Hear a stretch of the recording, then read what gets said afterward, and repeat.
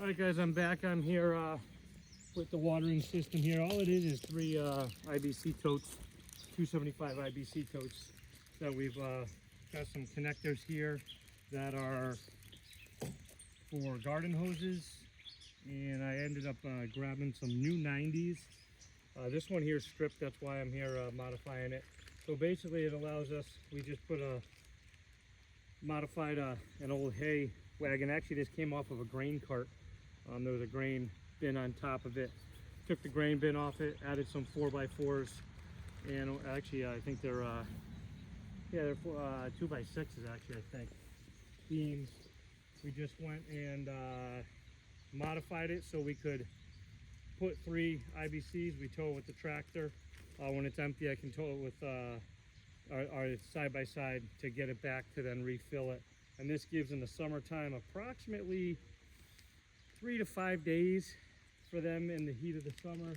And this time of the year, it's given us a week or so, maybe even a little longer. So what I have to do today is I'm going to add some new connectors because they've stripped them. Because on the other side, I'll show you in a minute, one of the connectors sits in the middle of the trough here.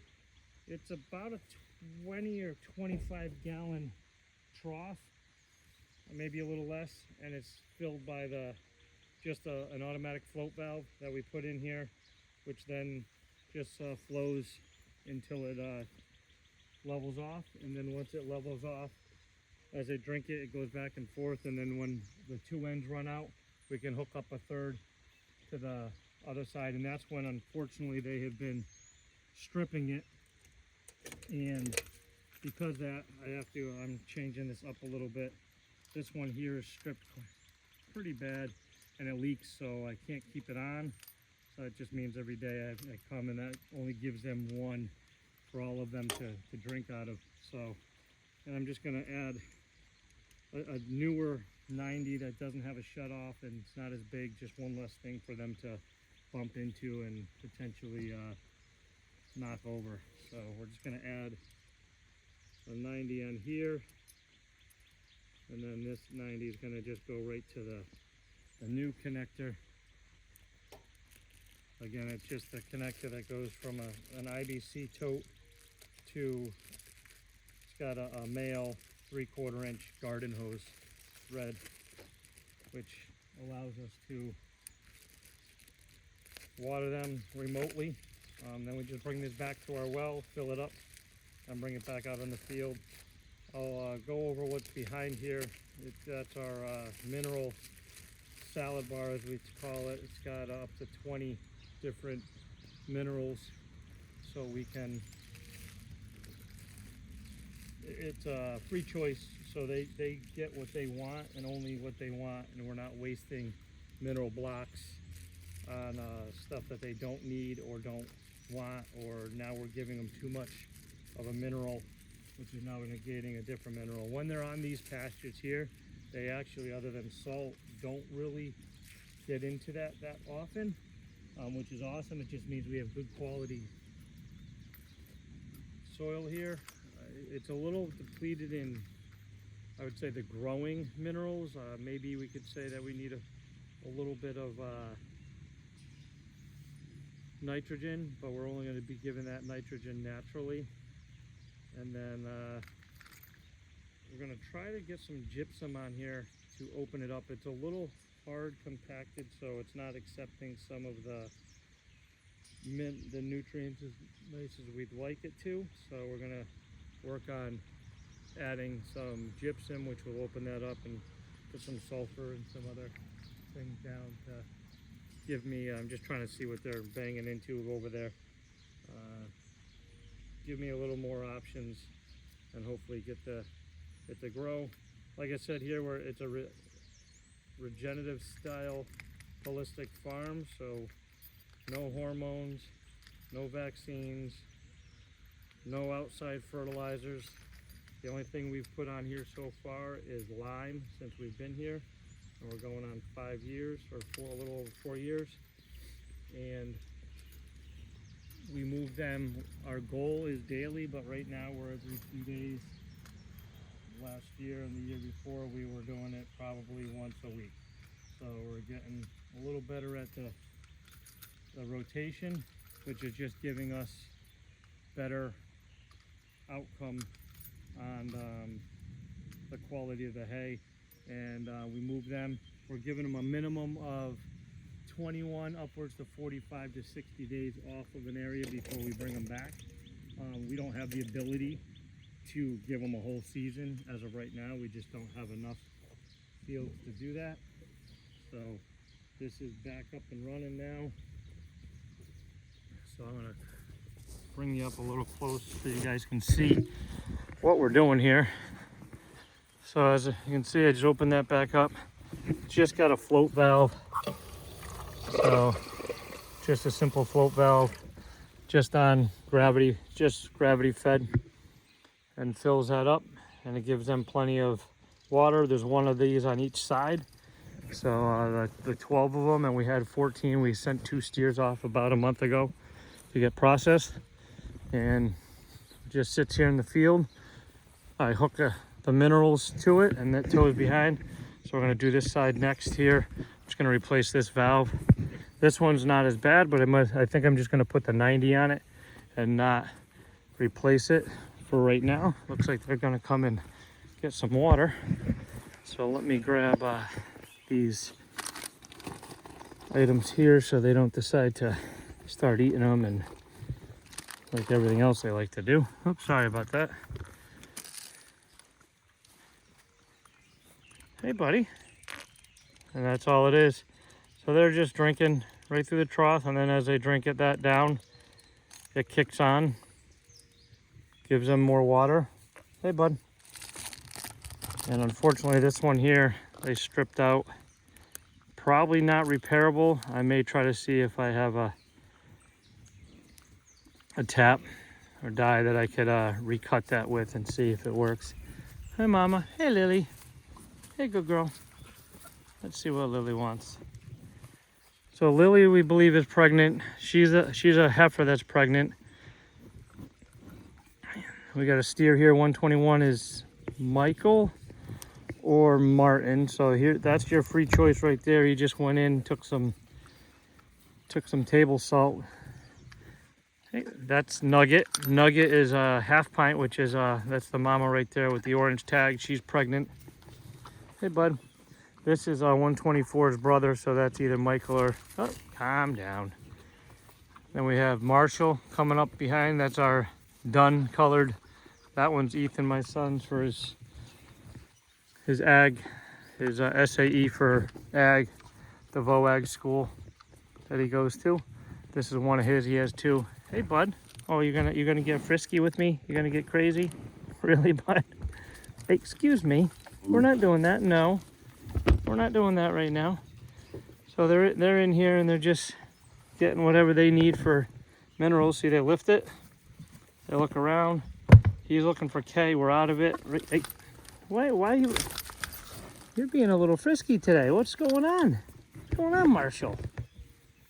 He's usually not like that at all. I don't know. Maybe it's because I'm in the way of his water.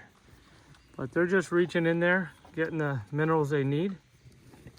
And it's kind of cool watching, because depending what they need based on what they're eating is what they go after. So I'm just going to change this one right out here. I try to get you guys a view probably from up top. I'm just going to knock it down like this right here.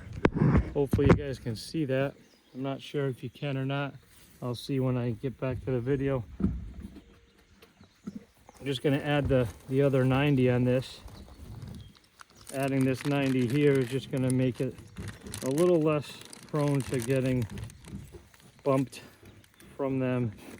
I may actually after add some 90s to the actual float at some point as well.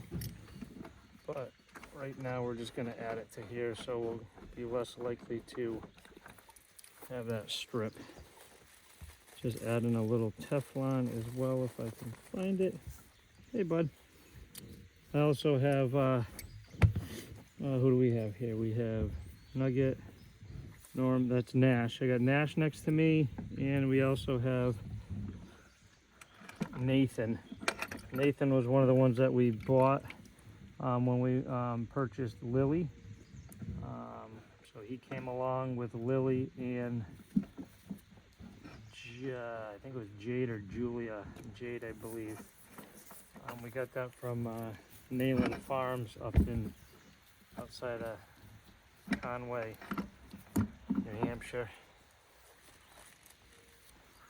Hopefully I wasn't in your way there, guys. If I was, I apologize. Hey, bud. Just looking at Nash over here. He's just being a little curious. Come on, bud.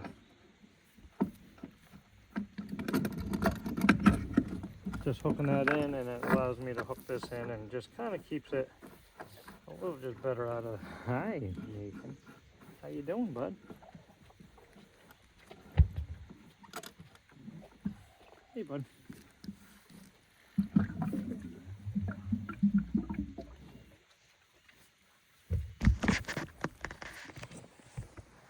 Hey, buddy.